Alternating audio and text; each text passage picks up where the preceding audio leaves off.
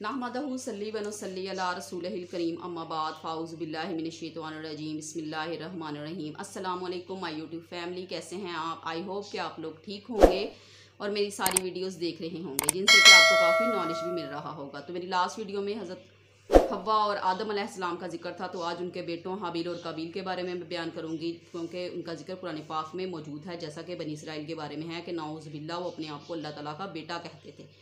तो अल्लाह सुब्हानहू व तआला ने नबी पाक सल्लल्लाहु अलैहि वसल्लम को हुक्म दिया कि ए नबी, आप इन पर आदम के 2 बेटों का किस्सा जो है वो खोल कर बयान फरमा दीजिए, क्योंकि बनी इसराइल अपने आप को जो है वो हर सज़ा से जो है वो मुबर्रा समझते थे कि हम में तो बहुत सारे पैगंबर आए हैं, तो हम तो जो चाहे करते फिरो। तो इस वाक़े के थ्रू उन्हें ये भी बताया गया है कि अगर एक नबी का बेटा जो है वो गुनाह करके सज़ा से नहीं बच सकता तो कोई भी नहीं बच सकता। आदम अलैहिस्सलाम के हर दफ़ा जो जुड़वां बच्चे पैदा होते थे, उनकी जो शादी है वो दूसरी दफ़ा पैदा होने वाले जुड़वां बच्चों से कर दी जाती थी, क्योंकि उस ज़माने में आदम अलैहिस्सलाम के कोई बहन भाई तो थे नहीं, चचा ज़ाद या ताया ज़ाद का कोई कॉन्सेप्ट नहीं था। तो ये जो निकाह है वो ज़रूरत के तहत किया जाता था, ताकि निकाह का सिलसिला जो है वो जारी रहे। काबिल के साथ इसकी बहन इकलीम या इकलीमा पैदा हुई और हाबिल के साथ उसकी बहन ल्यूदा पैदा हुई। तो हाबिल का निकाह इकलीमा से और काबिल का जो है वो ल्यूदा से तय पाए। लेकिन जो काबिल है, जब वो जवान हुआ, उसने देखा इकलीमा को, तो वो कहता नहीं कि मैं तो इसी से शादी करूँगा। आदम अलैहिस्सलाम ने फरमाया कि ऐसे नहीं होता, देखो हमारी शरीयत में ये जायज़ नहीं है। लेकिन वो किसी तरह ना माना और शदीद गुस्से में आ गया। हज़रत आदम अलैहिस्सलाम ने हुज्जत को तमाम करने के लिए इरशाद फरमाया कि ठीक है, तुम लोग जो है वो अल्लाह की राह में सदका और कुर्बानी करो, जो जिसका कुर्बानी या सदका को आग आकर खा जाएगी वो बरहक होगा, और जिसकी कुर्बानी को आग नहीं खाएगी तो इसका ये मतलब होगा कि अल्लाह ताला उससे नाराज़ है। क्योंकि पहले ज़मानों में जो है वो जो भी कुर्बानी या सदका किया जाता था उसको खुले मैदान में रख दिया जाता था। आसमान से एक आग का शोला आता था, उसको जलाकर भस्म कर देता था या उसको खा जाता था। तो इसका मतलब होता था कि अल्लाह ताला ने जो है वो इसकी कुर्बानी को कबूल कर लिया है। तो हाबिल जो है वो एक पेशावर चरवाहा था, तो उसने अपनी सबसे वैल्यूएबल जो चीज़ें थी, मतलब अच्छी अच्छी भेड़ें बकरियां जो हैं वो अल्लाह ताला की राह में पेश कर दी। और जो काबिल है वो एक लकड़ी का काम करता था, बढ़ई था, उसने आम सी चीज़ें जो हैं वो बड़ी बेदिली के साथ अल्लाह ताला की राह में पेश की। तो हाबिल की कुर्बानी को कबूल कर लिया गया, उसको आग आके खा गए, जबकि काबिल की कुर्बानी को कबूल नहीं किया गया। तो बजाय इसके कि वो अल्लाह सुब्हानहू व तआला से तौबा इस्तग़फ़ार करता, अपने गुनाहों की तौबा करता, तो वो शैतान की रविश पे चलते हुए जो है वो हसद करने लग गया। जेलसी करते हुए उसने अपने भाई हाबिल को कहा कि मैं तो तुम्हें कत्ल कर दूंगा। तो हाबिल ने कहा कि तुम मेरे भाई हो, अगर तुम मुझे कत्ल करने के लिए अपना हाथ बढ़ाओगे तो मैं ऐसा नहीं करूँगा।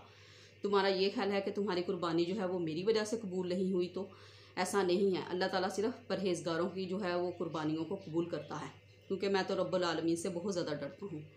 अगर तुम फिर भी मुझे कत्ल करने का इरादा रखते हो तो मैं ये चाहता हूँ कि मेरे और तुम्हारे गुनाहों का जो सारा बोझ है वो तुम्हारे कंधों पर हो। क़यामत वाले दिन तुम इस बोझ के साथ आओ।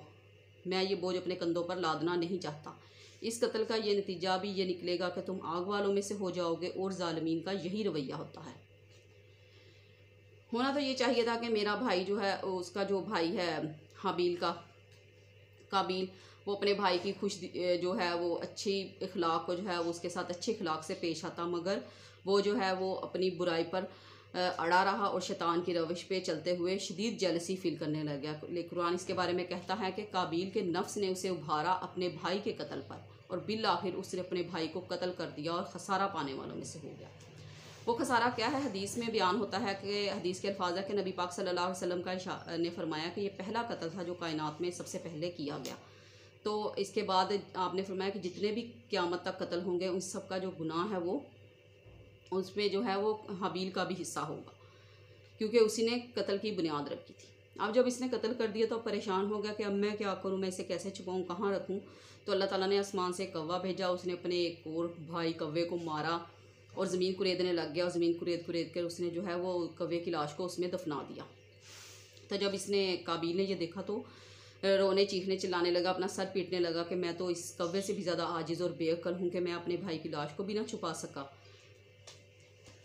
तो कुरान कहता है कि इस वाक़े की वजह से ये बात भी लिख दी गई है कि जो इंसान एक इंसान को कत्ल करेगा तो इसका मतलब है कि उसने पूरी इंसानियत को कत्ल कर दिया। ऐसे ही अगर कोई इंसान किसी दूसरे इंसान की जान बचाता है तो इसमें भी भलाई ही भलाई है, तो इससे भलाई फैलेगी, गोया उसने पूरी इंसानियत को बचा लिया। हज़रत आदम अलैहिस्सलाम को जब अपने बेटे के कत्ल का पता चला तो वो बहुत ज़्यादा गमज़दा हो गए। और उन्हें ये भी पता चल गया कि इस वक्त काबिल ने कत्ल किया, क्योंकि उस वक्त सिर्फ 2 ही लोग थे। जो काबिल है उसका रंग उस वक्त बहुत ज़्यादा सुर्ख सफ़ेद और वो बहुत ज़्यादा खूबसूरत था कत्ल करने से पहले, लेकिन जैसे ही उसने हाबिल को कत्ल किया तो वो काला स्याह हो गया। हज़रत आदम अलैहिस्सलाम ने जो है वो उसको वहाँ से अपने इलाके से निकाल दिया और कहा जाता है कि वो उर्दन या यमन के इलाके की तरफ कूच कर गया। तो ये था हाबिल और काबिल का वाक़या। इसके बाद अल्लाह ताला ने आपको हज़रत शीस अलैहिस्सलाम से नवाजा, उनके जो बेटे थे। तो मैं अपनी नेक्स्ट वीडियो में हज़रत शीस अलैहिस्सलाम के बारे में इंशाल्लाह आपको बताऊंगी। इस दुआ के साथ आपसे इजाज़त चाहती हूँ कि अल्लाह ताला आपको आसानियाँ नसीब फरमाए और आपको आसानियाँ तकसीम करने की तौफीक अता फरमाए। आमीन या रब्बल आलमीन। टिल देन अल्लाह हाफिज़।